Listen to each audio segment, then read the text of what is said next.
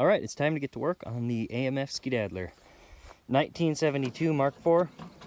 So, remove the hood. First thing I like to do when I start in on a new snowmobile project is get an idea about the engine. And I already know the engine turns over just fine. Move that a little, you can see. But before I do much of anything, I always like to take the spark plug out and put a little oil down the plug hole, because the bottom end can dry out pretty bad, and I don't want to turn it over a bunch of times with a dry bottom end, which it could wreck the crank seal, or it could do all manner of bad things to it. So for the moment, I just want to pop the spark plug out, put some oil down the cylinder, and then turn it over a few times. Okay, so as it turns out, I do not have a deep 1-inch socket, only a short one, and that spark plug has a 1-inch on it. So what I plan to do is put that short socket on it with the top popping out and grab it with vice grips and hope for the best. I don't know if this is gonna work, or wait a second. Well, that's kind of ironic. The spark plug's already loose. I spent a good hour and a half looking for the right tool for this, and the spark plug was already loose. Well, that's interesting. It's the first time I dealt with a spark plug that has a full 1-inch hex head on it. But anyway, now that I got that off, I can get to putting a little oil down the cylinder. Okay, so I'm going to put a little bit of long-lasting 3-in-1 motor oil. It's designed for use in gas engines as well as motors, so I'm going to squirt a little down there, mainly because I don't have a bottle of 2-stroke oil that would fit underneath this cowling here. If I had a thing of 2-stroke oil that would fit, I'd put that in there.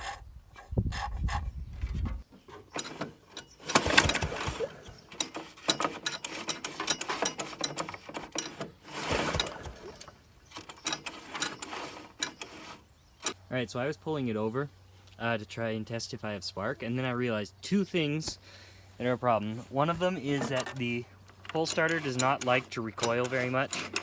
It's doing it now alright, but I left for a while, came back.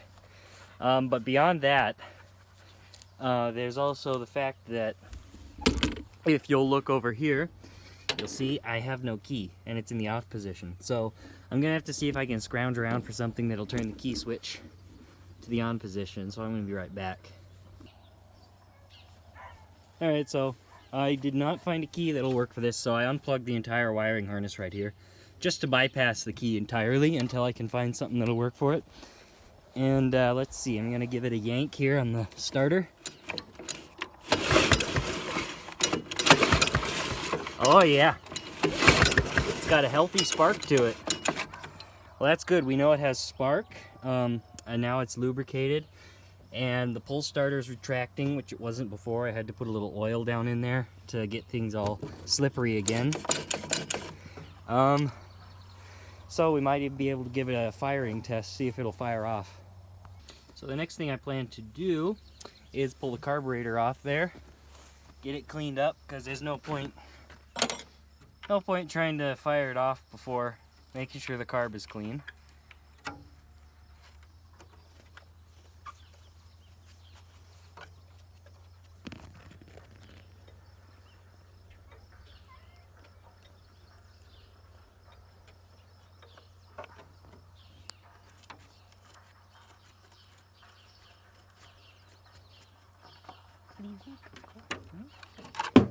Oh, there's that. I'm having a hard time getting a good angle for you guys to look at this, but it looks like I'm free to take the carburetor off as soon as I pop a fuel line off here. And this fuel line looks to me like line should be the inlet line right here, and it is stuck.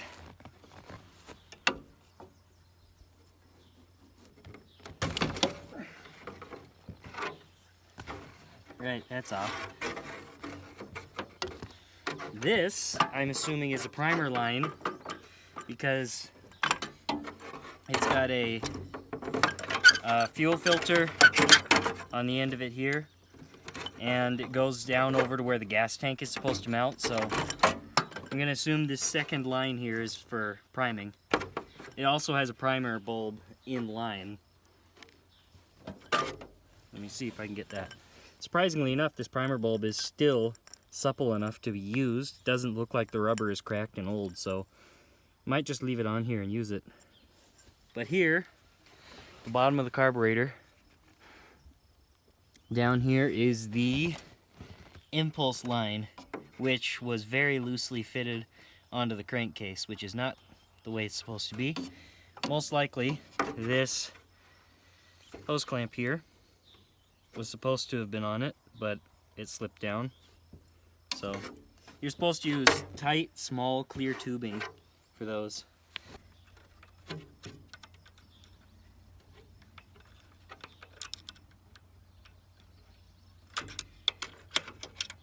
Okay, cable off. Yeah, that means that all that's left is to take the bolts out of the side here, or take the nuts off of those studs, and the carburetor should pull right out.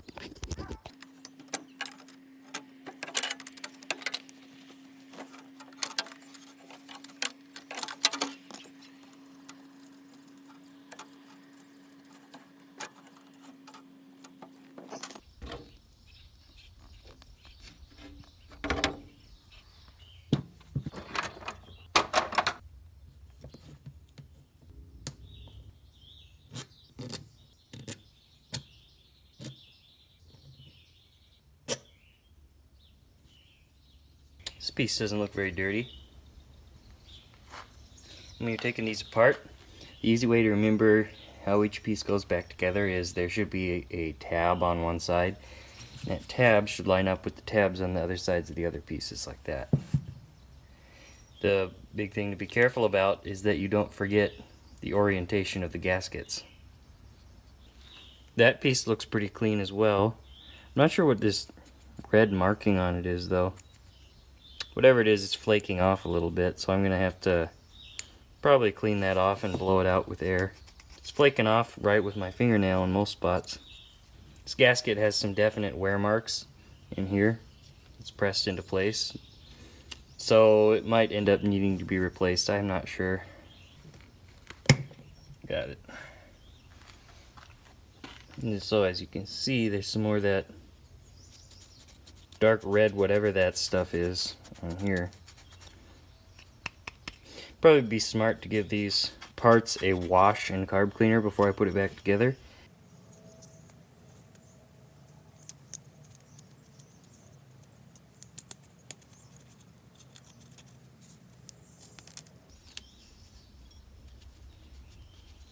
Feels like the fuel pump diaphragm here is still okay. We might end up rebuilding this carburetor anyway, just because, with fully new pump and diaphragms and everything, but for now, seems like it's alright. Now we come to this part. If I push on this and turn it upside down, the needle does not fall down, which means that that needle is a little bit stuck, which is a problem that happens basically every year with these snowmobiles if they sit during the summer. Even if you had them good in last winter and they sit over the summer, the needles will stick a little, and so the first start next year will be very hard to do. So what you just have to do is take it apart and manually unstick the needle. There are other ways, like pressuring the fuel tank and creating a bit of pressure on the fuel in the carburetor that way, but that's a little harder on everything, and I like to do it the easy way.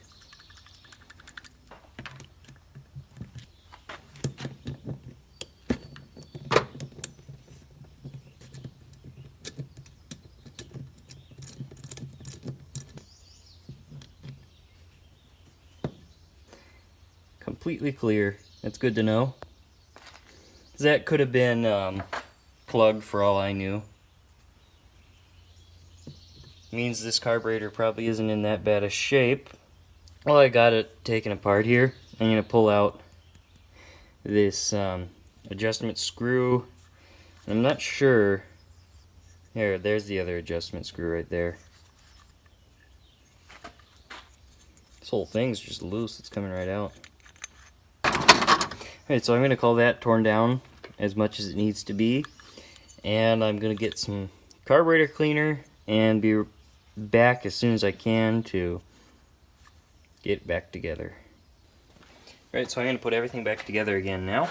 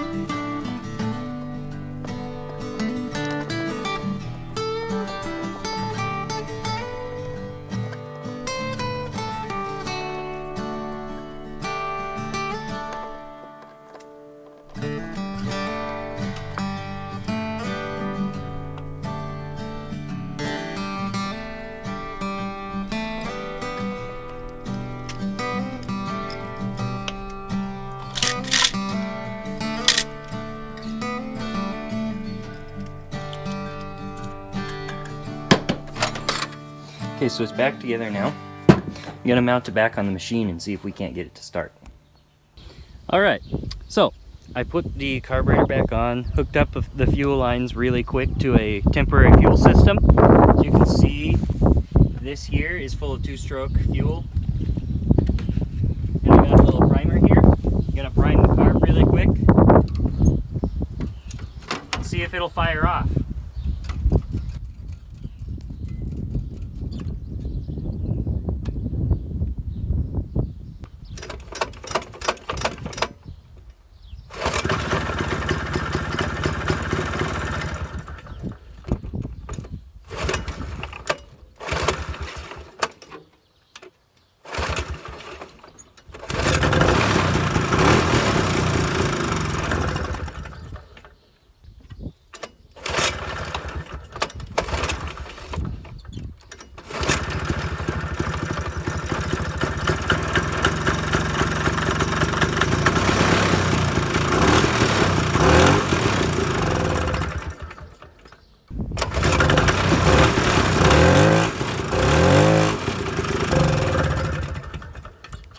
Figured out what was up.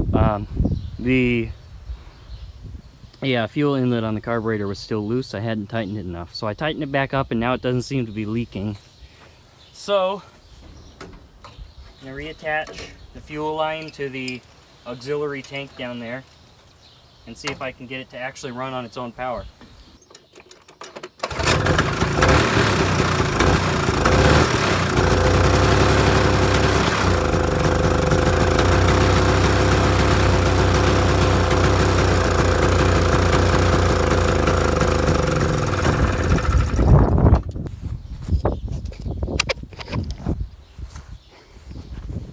See, carburetor is leaking like crazy. Gas is coming out almost everywhere. So I'm going to count that as kind of a win in this case, and I think I'll finish the video here, and I'll be back with more on this machine when we decide what we're going to do with it, because we've officially proven that it's going to run. Carb needs a rebuild, as any old carburetor would. It's a little leaky, doesn't seem to be quite tuned right, but other than that, it runs. Engine was able to rev up, and it doesn't have any obvious large problems, so I'm pretty happy with it. At least for the time being, I think it's a good project, something to spend time on, and we'll see. I'll be back in the future with more, so make sure to stay tuned, and I'll see you later. Alright, I just decided to try one last thing here. I swapped the fuel pump hose. I swapped the pulse pump hose from the inlet down here to the inlet up here, and for whatever reason now it wants to run.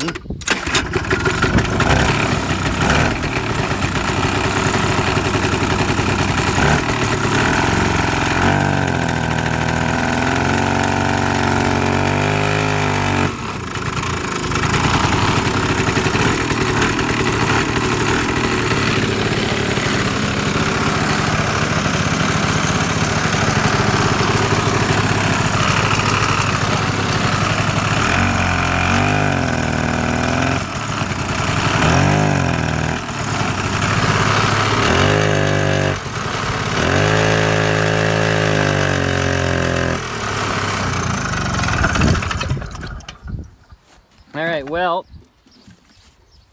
that actually is interesting. The chain was rusted frozen and I threw some penetrating oil on it, and as you just saw, it just drove forward a couple inches there. That's interesting. That means that the chain here is not hopeless, but it can be freed up. Anyway, that's all for now. I'm still not actually sure if that is the right configuration for this hose, plugged in here and here. It's hard to tell. All I know is now it runs, and before it was overdosing itself on fuel. So anyway, make sure to like and comment and subscribe, and tune in next time because I'm going to be doing more with this, I hope. Ooh, just crushed a biting fly on my arm. Ugh, it's kind of gross.